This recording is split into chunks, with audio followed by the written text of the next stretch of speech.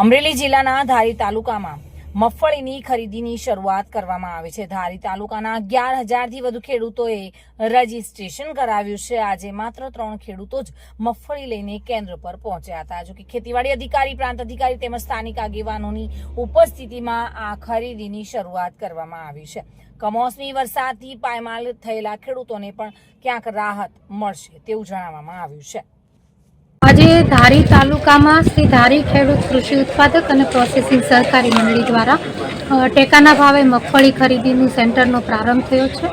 આ વખતે રાજ્ય સરકાર દ્વારા કમોસમી વરસાદને લઈને ખેડૂતો મુશ્કેલીમાં હતા અને પડકે ઊભા રહેવા માટે તેને સરકારે ઘણા બધા મેજર સુધારાઓ પણ કર્યા છે। ખેડૂતોને 1 હેક્ટરે 125 મણ એટલે કે 2500 કેજી મગફળી ખરીદવાનો આદેશ આપવામાં આવ્યો છે। 35 કિલોની ભરતી મુજબના જે રેગ્યુલર નિયમો હતા એ નિયમોને ફોલો કરી અને મગફળી સેન્ટર પર ખેડૂતો આવી રહ્યા છે। આજથી આ સેન્ટરનો શુભારંભ થયો છે।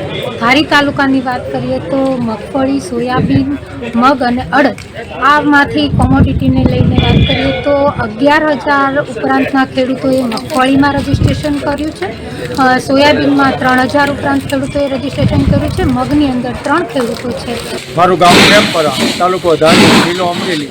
આજે અમે ધારી તાલુકામાં અહીંયા ટેકાની ખરીદી શરૂ થઈ ને એનું મુહૂર્ત કીધું ને અમે બધા આગેવાનો ખેડૂતો બધા આવ્યા છીએ। આ ખરીદી સરકારનો હેતુ બહુ સારો છે કે 125 મણ મગફળી તમામ ખેડૂતોની ખરીદ છે। પણ આ વર્ષે કમોસમી વરસાદને હિસાબે ખેડૂતોને પાથરા પડ્યા, ખેતરની અંદર પાણી આવ્યા એટલે મગફળી કાળી પડી છે। તો કાળી પડી પણ મગફળી તો સરકાર ખરીદે એવી અમારી સરકારશ્રીને નમ્ર અપીલ છે। જે આજે સરકારશ્રીએ ટેકાની જે ખરીદી ચાલુ આજથી કરી એ બદલ સરકારનો ખૂબ ખૂબ આભાર। બીજું કે અમારે જે ધારી તાલુકામાં કમોસમી વરસાદના હિસાબે જે માંડવી પલળી ગઈ છે, ખરાબ થઈ ગઈ છે, તો સરકારશ્રીને વિનંતી છે કે એમાં બાંધછોડ કરી અને જે સિંગ ખરીદી કરે તો ખેડૂતોને મોટો ફાયદો થાય છે।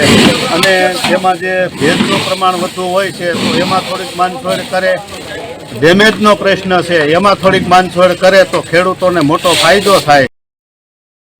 સંજય વાળા સાથે bureau report, today Gujarati news.